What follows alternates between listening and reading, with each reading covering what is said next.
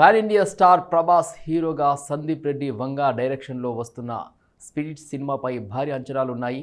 ఈ సినిమా కోసం యావత్ సినిమా ప్రపంచం వెయిట్ చేస్తుంది. అయితే ఈ సినిమా గురించి గత 2 రోజులుగా ఓ సంచలన వార్త వైరల్ అవుతుంది. మెగాస్టార్ చిరంజీవి స్పిరిట్లో ప్రభాస్కు తండ్రిగా నటిస్తున్నారంటూ ప్రచారం అయితే ఉంది.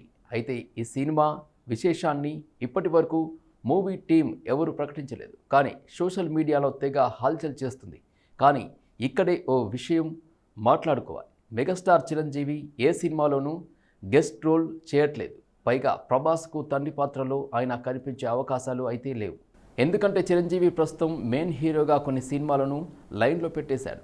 ఓవైపు మన శివశంకరం వరప్రసాద్ గారు సంక్రాంతికి రిలీజ్ కాబోతుంది. అలాగే విశ్వంబర సమ్మర్కు వచ్చేస్తుంది. శ్రీకాంత్ ఓదెలా డైరెక్షన్లో ఇంకో సినిమా చేయాల్సి ఉంది. దానికి ఇంకో 2 ఏళ్ళు పడుతుంది. కాబట్టి ఓవైపు మెయిన్ హీరోగా చేస్తున్న టైంలో ప్రభాస్కు తండ్రి పాత్రలో కనిపించే ఛాన్స్ లేదు. అలా కనిపిస్తే తన మెయిన్ సినిమాలపై ఎఫెక్ట్ పడుతుంది. పైగా ప్రభాస్ కూడా చిరంజీవిని అడిగేంత ముందడుగు వేయలేదు.